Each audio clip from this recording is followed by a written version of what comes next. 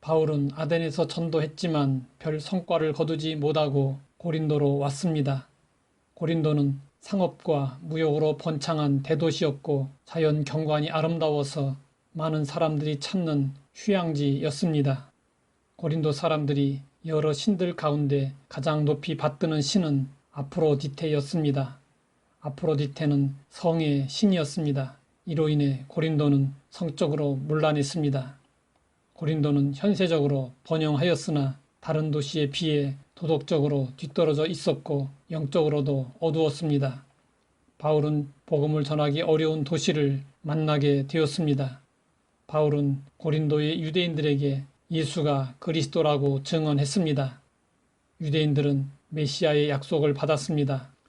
그러므로 메시아가 오셨다는 소식만큼 기쁜 소식도 없었습니다. 약속의 성취로서 그리스도가 오셨습니다. 그런데 유대인들은 바울의 증언을 받아들이지 않고 대적했습니다. 가는 곳마다 계속되는 유대인들의 회방에 바울은 더 이상 참을 수가 없었습니다. 바울은 자신의 옷을 털면서 단호하게 말했습니다. 너희 피가 너희 머리로 돌아갈 것이요 나는 깨끗하니라. 이 후에는 이방인에게로 가리라. 바울은 자신이 동족 구원을 위해서 할 만큼 노력했다는 것입니다. 그러므로 이제는 모든 책임이 유대인들에게 있다고 선언했습니다. 바울은 복음 전도의 위기를 맞았습니다. 바울도 사람이기에 박해가 계속되면 어느 순간 지치게 됩니다. 두려움이 생기고 포기하고 싶어집니다. 바울은 고린도에서 이런 상태가 되고 말았습니다. 바울에게는 복음 전도의 위기였지만 하나님에게는 기회였습니다. 하나님은 환상 가운데 바울에게 말씀하셨습니다. 두려워하지 말며 침묵하지 말고 말하라.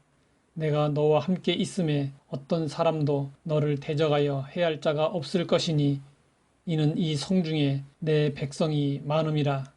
고린도 성에는 구원받아야 할 주님의 백성이 많았습니다. 그러므로 하나님은 바울을 통한 구원 계획을 가지고 계셨습니다. 그래서 잠잠하지 말고 복음을 전하라고 밤에 환상 가운데 말씀하셨습니다. 포기하고 싶은 위기 상황 때 필요한 것은 하나님의 위로와 격려의 말씀입니다. 하나님은 위기 상황 때마다 환상 가운데 바울에게 나타나셨습니다. 그리고 위로와 격려로 위기를 기회로 만들어 주셨습니다. 바울의 선교 전략의 특징 중에 하나는 대도시를 중심으로 교회를 세우고 어느 정도 자립이 되면 떠나서 또 다른 곳에 교회를 세우는 것이었습니다. 그렇기 때문에 어느 한 곳에 오래 머무는 법이 없었습니다. 그런데 고린도에서는 하나님이 함께 하시고 위로와 격려를 해 주신 덕분에 1년 6개월 동안 머물며 하나님의 말씀을 가르쳤습니다. 위기가 오히려 기회가 되었습니다. 인생길은 평탄하지 않습니다. 산 넘어 산입니다. 수시로 위기가 찾아옵니다. 예외 없이 누구에게나 찾아옵니다. 우리는 위기를 피해서 살 수 없습니다. 그러므로 우리에게 필요한 것은 위기를 대하는 적극적인 태도입니다. 우리는 위기 때 하나님을 바라보아야 합니다. 하나님을 바라보는 것보다 더 좋은 해결책은 없습니다. 지금 우리가 당면하고 있는 문제들이 어떻게 풀려질지는 알 수 없습니다. 그러나 하나님은 알고 계십니다. 그렇기 때문에 하나님을 바라보는 것이 중요합니다. 우리의 위기 상황은 하나님에게는 아무것도 아닙니다.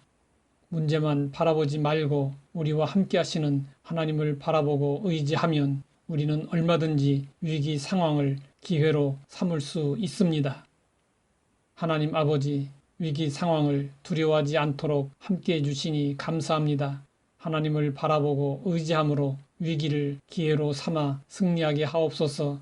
예수님의 이름으로 기도드립니다.